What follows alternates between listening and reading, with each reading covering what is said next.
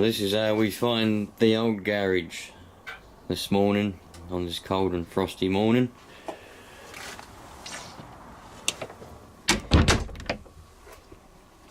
Exactly how I left it the other day. Got the old turbo there. Got so much stuff everywhere again, as I had to clean all that out to put the compressor in there. But I got another unboxing to do.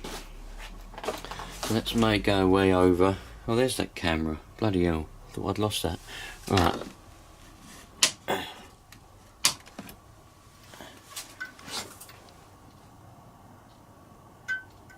There we go. It's a bit nippy. It's, what's the temperature? -3 this morning. We've got a little bit of frost here and there in different places outside. But I've got another unboxing to do. So I need to give this garage a bit of a clean.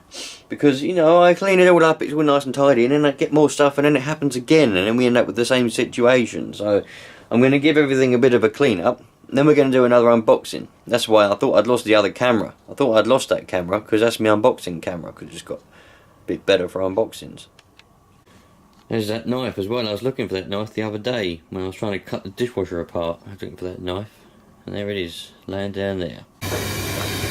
It took a while. It took a while for me to get that going up. I wanted to get that little one going because that little one, that's enough to kind of keep this enough. But we ain't got no, we're not insulated there, see, all the heat just goes to the roof, obviously heat rises and goes out, but that one, if you've got it on in the area that you're working in, keeps you nice and warm. But I didn't have any gas line. I've obviously done something with it and I couldn't find it, so I didn't want to cut this one because it's quite old, you see, it's quite old line, it's probably a bit brittle. And I wanted to use it with this one. But the thing is with this one, this heater is designed for putting in a big room. It's a proper one, look, it's one of them 4-pin ones. And it's designed for putting in a big room when you've just painted it all. It's a paint and decorators one, you know? And you put it in a big room and it dries all your paint. That's what my dad used it for anyway.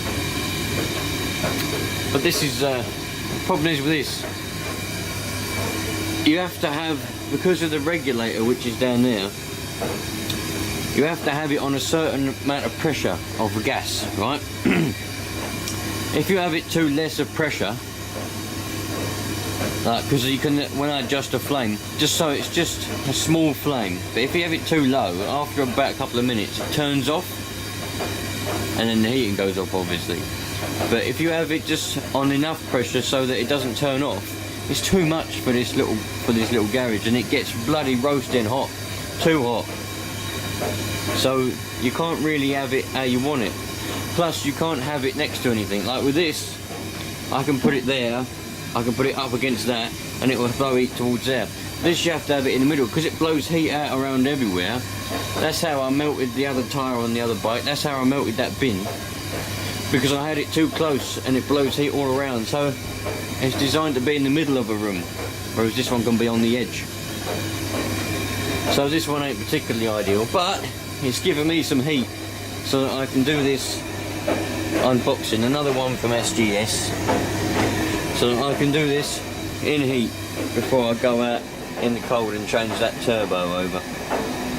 I'm not looking forward to changing that turbo over. Well, I am. I'm looking forward to the result, but I'm not looking forward to doing it because we both know, all of us know, that the bolts on that exhaust manifold for that one, probably both of them, go to the manifold and go down to the downpipe.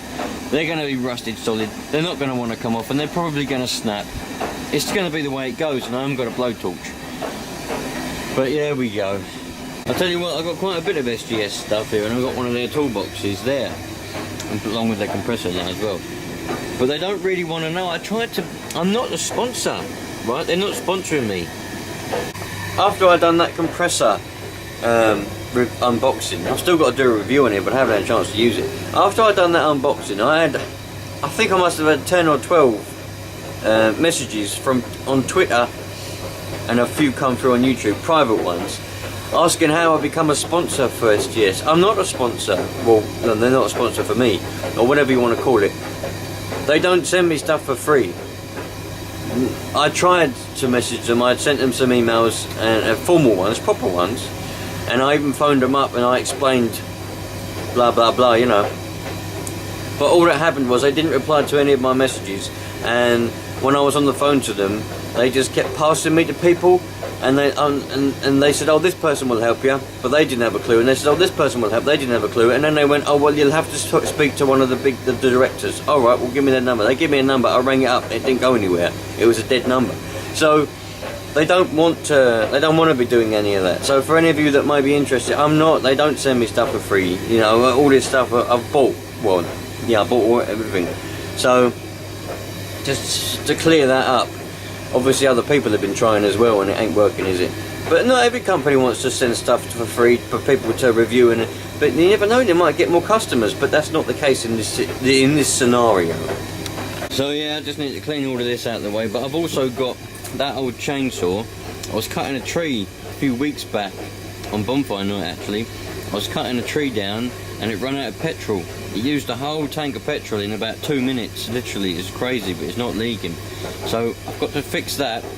The chain was sharpened. My dad sharpened the chain because it was a bit blunt as well. But now I started it up and I left it out, and it rained and it got a little bit wet, and now it won't start. So that'll be another video actually. We can try and get the old chainsaw going. I haven't had a chance to do it yet, but that'll be another video coming up. Oh, there's so much, man. So much to do, but so little time. It's a story of my life. I'm sure it's a story of all your lives. But you know what you got to do? Just be happy, man, because everything is happy. Alright, here we go. Got the old one out, got the new one sitting there. Let's have a look. I've still got to try and find what was the cause of the oil leak. But this is, you know, I suppose it's not in that bad of a condition. There has been an oil leak here at some point, whether that's the one that I had, and it's been sat about 3 or 4 months now. Could have, but that looks like old dirt and grime to me. That's all gone on there, and you know, gone all funny. So I've still got to try and find out where the oil leak was. This one is a GT2052. What this one is. Whether this is the original turbo that was on it, I really don't know. They're both Garrett. They both got the old blades in there, the old fins. They're not that bad, are they? They're the same as the old one, so this must have been, I don't know. I didn't think these had hybrid turbos on them standard, but maybe they do.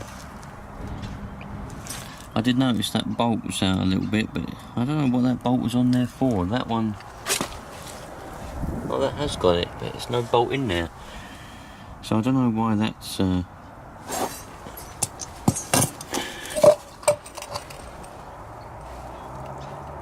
doesn't seem to be anything in there. That one says on that, whatever that says. And this one...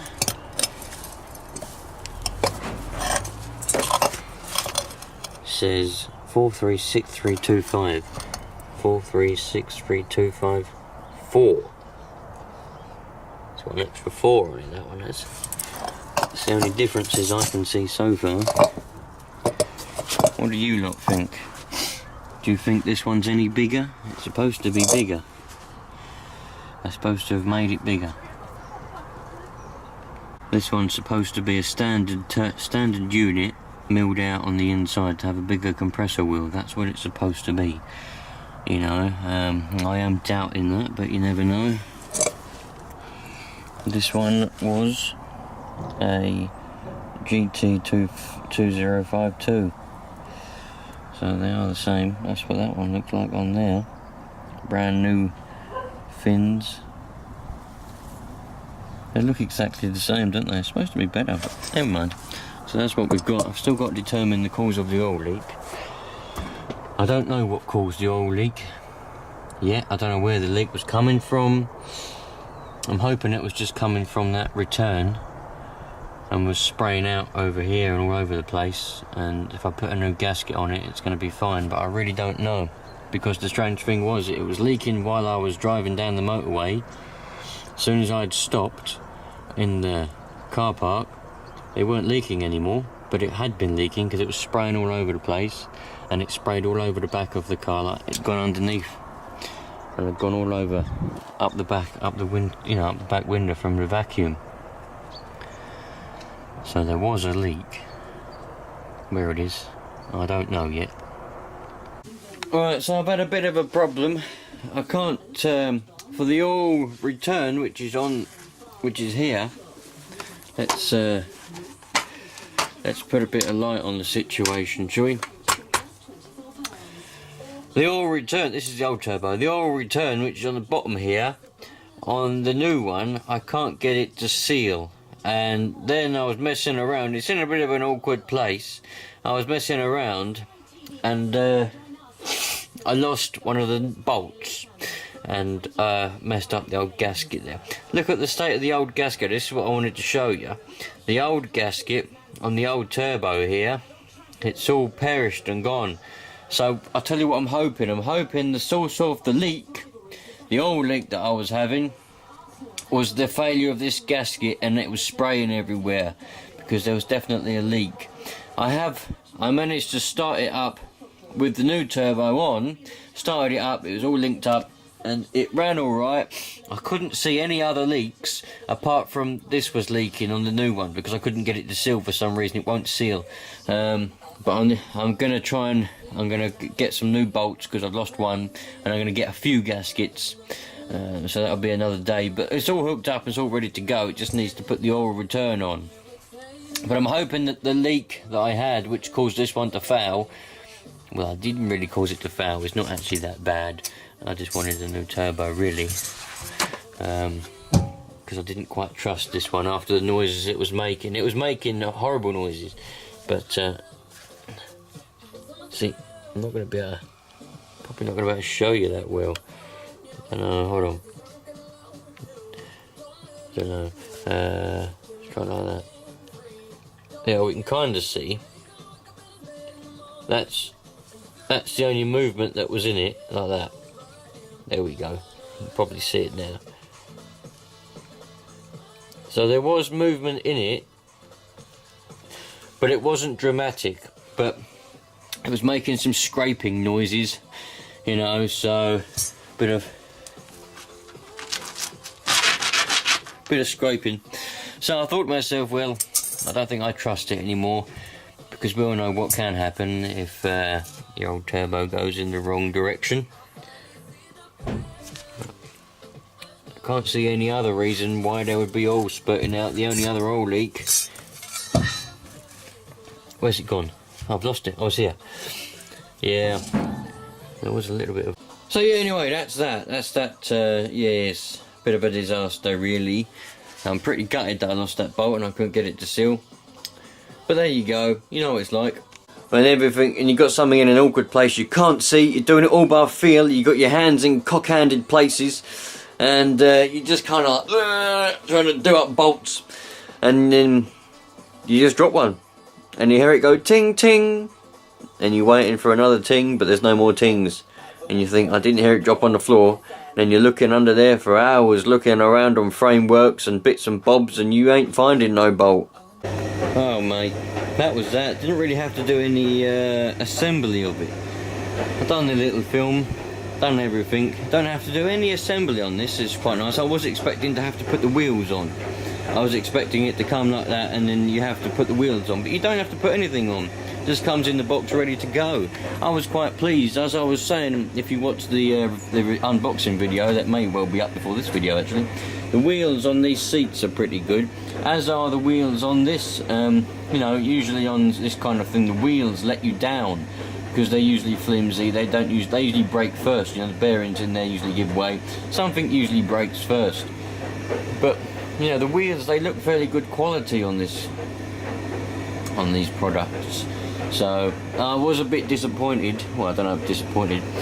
They don't weld along that side of the seam on any of them, so it ain't a mistake. None of them are welded anywhere along there, only on 3 sides. They don't weld on the 4th side, which I would have done personally. I always did whenever I was welding anything, because I was a welder. By trade I am a welder, and I would always weld on the 4th side just why not, you know? I guess maybe doing all these, adding it all up, would be a bit extra cost on wire and gas perhaps. But I still would have welded all to that side anyway. Why not? Well, it's only one seam along each one, isn't it? But it's probably all down to cutting costs. This is pretty cheap. This is £24, I think. If you get the one with the headrest that rises up, then it goes to £34, including the VAT. But no, I'm pretty pleased with this. It was only a short little unboxing I've just filmed. It's probably going to go up today, being a Saturday, because it's just, you know, it's probably not long enough for a weekday video. But there you go. You know, there's something I've been wanting to say for nearly all my life that I've been awake. If you're a car designer, right? If you are a car designer and you design, well, if you design nearly all aspects of modern cars, but if you designed engine bays, you're a prick. You are an idiot. Because you don't think about any of us that have to work on cars. You sit on your desk all day and design something that looks a bit nice, saves a lot of money for you to make it, but you don't think about us that have to work on them in all these tight spaces. Why can't you just make a car with a great big engine bay, with an engine sitting in the middle of it, with loads of space all around it, like what they used to be? All these modern ones, they're too cramped. It's no good. No one cares about how little space. Everyone cares about how much space. Get more space. That's what you want. That's where you're going wrong, man.